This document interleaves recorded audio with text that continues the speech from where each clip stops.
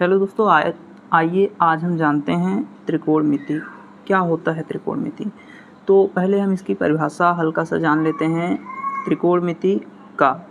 त्रिकोणमिति गणित की वह शाखा है जिसके अंतर्गत त्रिभुज की, देखिए इसी में से हम सब चीज़ समझेंगे। त्रिकोणमिति गणित की वह शाखा है जिसके अंतर्गत हम त्रिभुज की भुजाओं, ये क्या हैं? भुजाएं, तथा उनके बीच कोण को मापने का अध्ययन करते हैं। इनके बीच जो कोण है इसको मापने का जो अध्ययन करते हैं वही त्रिकोणमिति है। ठीक है, त्रिकोणमिति की यह परिभाषा हो गई। और त्रिकोणमिति अनुपात उसके बाद आता है। त्रिकोणमिति अनुपात, ये जो साइन ए है ये त्रिकोणमिति अनुपात है, कास ए है ये भी त्रिकोणमिति अनुपात है, साइन कास टैन काट सेक कोसेक, ये 6 त्रिकोणमिति अनुपात हैं। तो उसी में से हमें एक क्वेश्चन दिया गया है।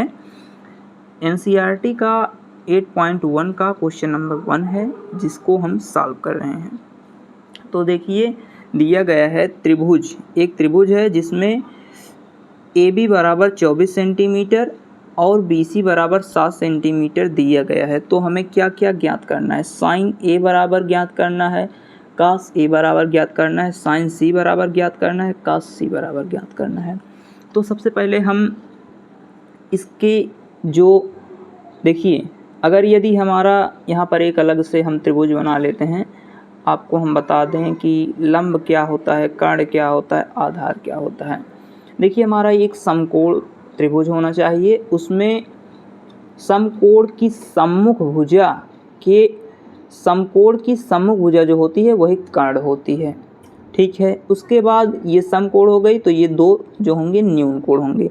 यदि हम न्यून कोण इसे लेते हैं, इसे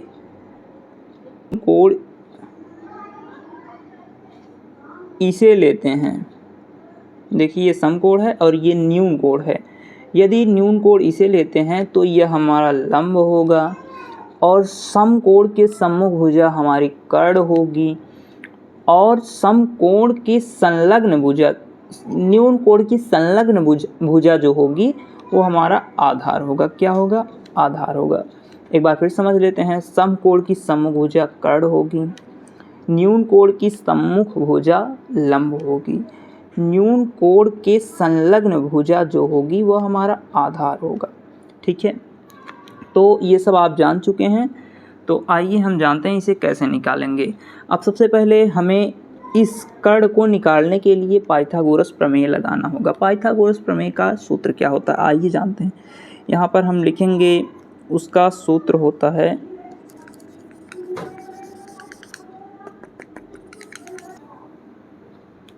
तब हम निकालते हैं अगली भुजा कर्ण को।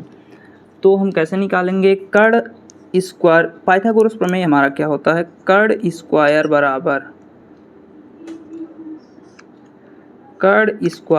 बराबर होता है लंब का स्क्वायर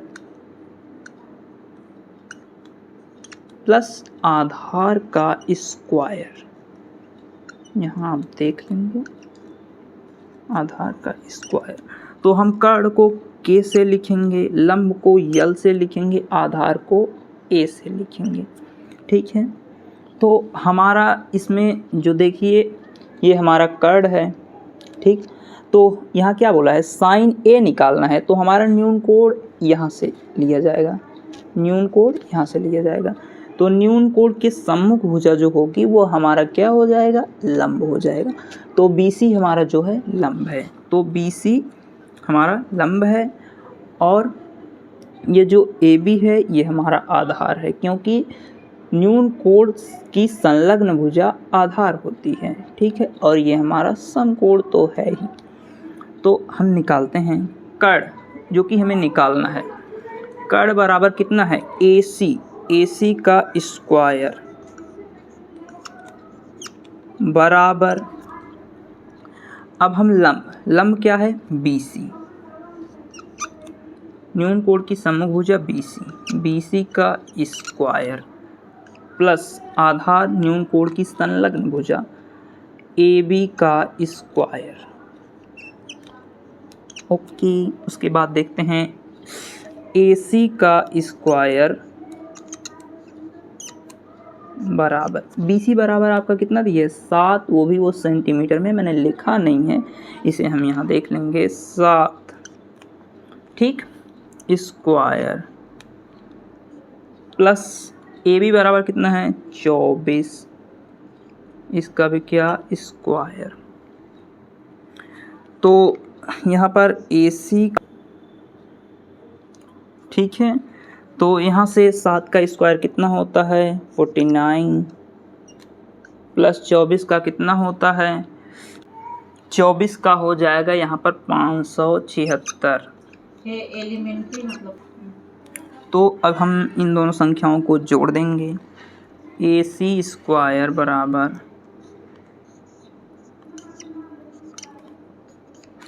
देखिए 9 और 6 हो जाएगा 15 का 5 कैरी गया 1, तो यहाँ पर 7 और 1 8 और 8 और 4 12 हो जाएगा, तो 2 यहाँ हासिल गया 1, यहाँ पर लिख देंगे 6।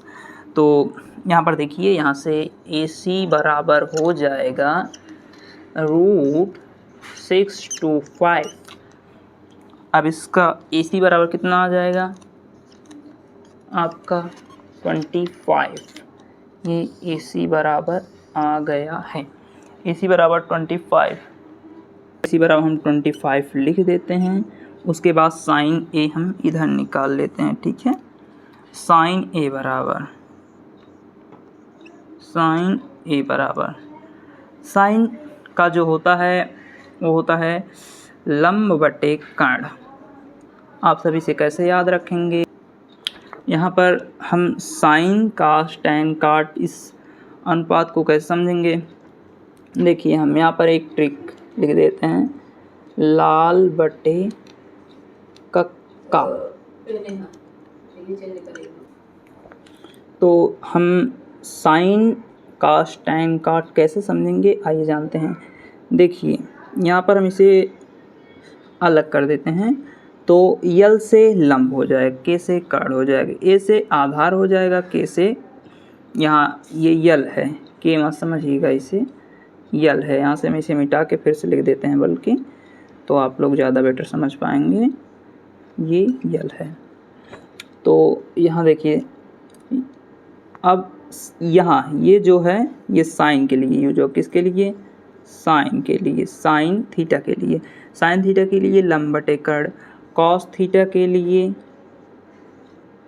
आधार बटे कर्ण और टैन थीटा के लिए लंब बटे आधार। अब इसी का उल्टा होता है, साइन के बाद आ जाता है कोसेक, COSEC, कोसेक का होता है साइन का उल्टा, कोसेक थीटा बराबर हो जाएगा कर्ण बटे लंब, ठीक। उसके बाद यहाँ सेक का हो जाए कामा सेक थीटा बराबर, यहाँ से आप पलट लीजिए कर्ण बटे आधार।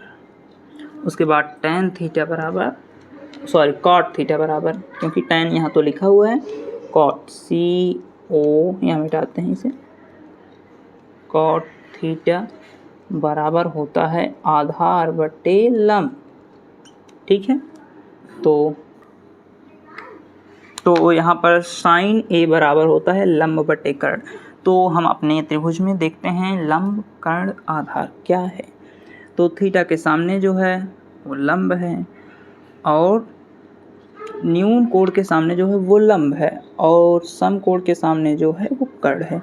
तो हमारा यहाँ पर ये लंब है, तो लंब बराबर हमारा इसमें अगर देखेंगे इसमें तो BC है, लंब बराबर BC, BC बराबर कितना है 7, ठीक है।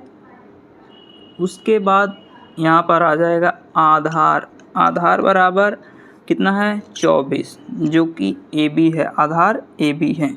उसके बाद कर्ण कितना है वो है 25, जो कि AC है, ठीक है। तो हम यहाँ पर इसे रखेंगे, क्या करना है, साइन A बराबर हो जाएगा लंब बटे कर्ण, लंब कितना है 7, कर्ण कितना है 25, ये हो गया साइन A बराबर पूछ रहा है कॉस A बराबर, का से बराबर यहाँ से आप देख सकते हैं आधार बटे कर्ण होता है। क्या होता है? आधार बटे कर्ण। तो कास ए बराबर क्या हो जाएगा? आधार आपका कितना है? यहाँ से आप देख सकते हैं आधार बराबर 24 है, कर्ण बराबर 25 है। तो यहाँ पर हम लिख देंगे 24/25। ये हो गया आपका पहला। फिर उसके बाद आते हैं दूसरे पर। दूसरे पर जो आते हैं वो पूछ रहा है साइन, देखिए इधर साइन सी कास सी। तो अभी को न्यून कोण इसे ले लिया है, तो इसके सामने जो होगा वो हो जाएगा हमारा लंब, ठीक है। और समकोण सामने कर्ण हमेशा ही रहेगा, और न्यून कोण के सम्मुख जो होगा वो हमारा आधार हो जाएगा, ठीक है। तो अब यहाँ से जो साइन सी के लिए हमारा न्यून कोण सी हो जाएगा, और सी के सम्मुख भुजा जो होगी वो हमारी लंब हो जाएगी, और सी के संलग्न भुजा जो होगी हमारी आधार हो जाएगी, और समकोण के सम्मुख भुजा जो होगी वो कर्ण हो जाएगी। तो अभी को साइन सी के लिए फॉर साइन सी यहाँ पर लिख देते हैं, या फॉर साइन सी न्यून कोण जो होगा, देखिए न्यून कोण अभी को लंब साइन सी के लिए है, लंब क्या हो जाएगा? ए बी हो जाएगा। ए बी बराबर कितना है? 24, ठीक। लंब ये हो गया। उसके बाद क्या हो जाएगा? आधार चाहिए, संलग्न भुजा। किसके? न्यून कोण के संलग्न भुजा आधार होगा। तो आधार क्या है? BC साइन सी के लिए। तो ए फॉर आधार बराबर BC बराबर 7, और कर्ण तो वही रहेगा AC बराबर 25, ठीक है। तो साइन सी वहाँ से आप सब देख चुके थे कि साइन थीटा बराबर होता है लंब बटे कर्ण, और कास थीटा बराबर होता है, थीटा जहाँ यहाँ सी है, कास सी बराबर होता है आधार बटे कर्ण। तो यहाँ पर हमारा लंब देखिए बराबर, यहाँ पर देख लीजिए 24 है, लंब बराबर 24 और कर्ण बराबर 25 है, ठीक है। उसके बाद कास सी बराबर होता है आधार बटे कर्ण। आधार यहाँ पर देखिए आपका कितना है? आधार आपका 7 है और कर्ण आपका 25 है। तो यहाँ पर हम क्या लिख देंगे? बराबर 7/25। ये आपका पहला क्वेश्चन कंप्लीट। हेलो दोस्तों, आइए अगला क्वेश्चन अब करते हैं। दूसरा क्वेश्चन है ये। तो यहाँ पर हमें एक कहा गया है कि 8.131 आकृति है, उसमें यह त्रिभुज बना हुआ है, जिसमें ये PQ है और ये QR है और ये PR है, ठीक है। तो हमें क्या ज्ञात करना है? tan P माइनस काट R का मान ज्ञात करना है। तो tan P पहले हम निकाल लेते हैं। देखिए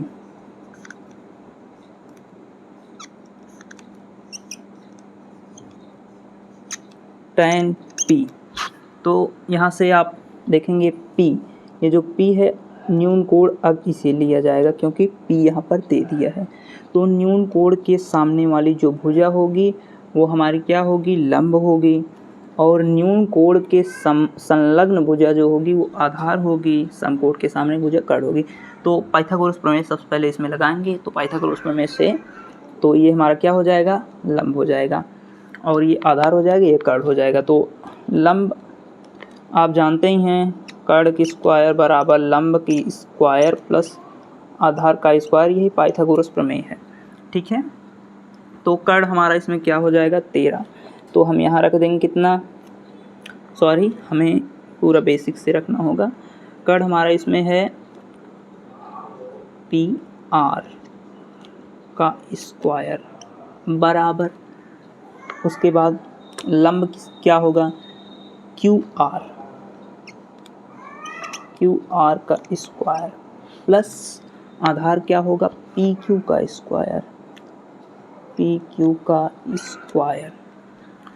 तो हमारा PR बराबर कितना दिया है? देखिए थोड़ा ध्यान से, PR बराबर हमारा 13 दिया है, 13 का स्क्वायर बराबर QR, जिसे हमें निकालना है, ये दिया नहीं है।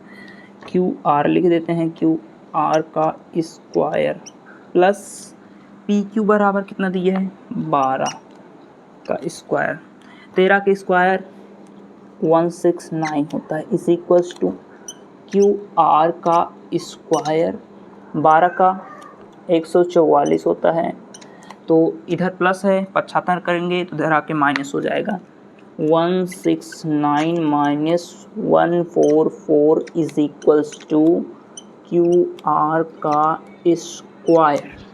ठीक है, तो कितना आ जाएगा इधर देखिए, 9 में से 4 जाएगा कितना आएगा, यहाँ 5 आ जाएगा, 6 में से 4 जाएगा कितना आ जाएगा 2 आ जाएगा, बराबर यहाँ जो स्क्वायर है लिख देते हैं क्यू आर स्क्वायर। ठीक, तो यहाँ जो क्यू आर, अब ये स्क्वायर इधर आके अंडर रूट हो जाएगा, यहाँ या करके लिख देना है क्यू आर बराबर अंडर रूट 25। तो क्यू आर बराबर कितना हो जाएगा 5। ठीक है, क्यू आर बराबर हमारा कितना मिल गया अभी को यहाँ पर 5। ठीक है, तो अब हमें tan p बराबर ज्ञात करना है। tan बराबर क्या होता है, लंब बटे आधार। कितना होता है, लंब बटे, यहाँ से देख लेते हैं, समझ लीजिएगा, यल बटे का, तो लंब बटे आधार। ठीक है, tan p बराबर होता है लंब बटे आधार। तो हमारा लंब इसमें देखेंगे तो कितना मिलेगा, इसके सामने की भुजा लंब होगी, लंब क्या है क्यू आर है, बराबर यहाँ पर हम क्यू आर बटे आधार कितना है पी क्यू, यहाँ से थोड़ा समझ लीजिएगा। ठीक है, तो tan p बराबर यहाँ से हो जाएगा, क्यू आर का मान कितना दिया है, क्यू आर बराबर 5। ठीक, उसके बाद पी क्यू, तो हम यहाँ पर आधार बराबर पी क्यू है। ठीक है, जो कि पी क्यू का मान कितना दिया है 12 दिया है, कितना यहाँ पर हम लिखेंगे 12। ठीक है, tan p बराबर मिल चुका है, काट r बराबर ज्ञात करना है। ठीक है, तो काट r बराबर यहाँ पर लिखते हैं काट r बराबर, tan का उल्टा होता है काट, tan जैसे यहाँ पर tan p बराबर लंब बटे आधार है, तो काट r बराबर हो जाएगा आधार बटे लंब। तो आधार बटे लंब, ये त्रिकोणमितीय अनुपात है, अभी आधार बटे लंब हो गया। ठीक है, तो अभी देखिए न्यून कोण के हिसाब से इसका आधार और लंब बदल जाएगा, क्योंकि यहाँ पर न्यून कोण ये था tan के लिए, लेकिन काट के लिए न्यून कोण ये है। ठीक है, तो इसे हम मिटा देते हैं, यहाँ से थोड़ा सा देखिए मिट गया है ये। अब न्यून कोण ये है, तो इसके सामने की जो भुजा होगी वो लंब हो जाएगी और इसकी संलग्न भुजा जो है वो आधार हो जाएगी, कर्ण नहीं चेंज होता है। तो इसके सामने की भुजा जो है पी क्यू है, तो पी क्यू क्या हो जाएगा, पी क्यू हमारा लंब हो जाएगा और आधार क्या हो जाएगा क्यू आर हो जाएगा। तो क्यू आर हम यहाँ लिखते हैं आधार हो जाएगा और लंब कितना हो जाएगा पी क्यू हो जाएगा, पी क्यू। ठीक है, तो क्यू आर और पी क्यू, क्यू आर का मान कितना है, क्यू आर का मान 5 है, कॉट आर बराबर क्यू आर का मान कितना है 5। ठीक, उसके बाद आता है पी क्यू का मान कितना है 12 है, कितना 12। तो आप यहाँ देख लेते हैं, यहाँ पर हो जाएगा tan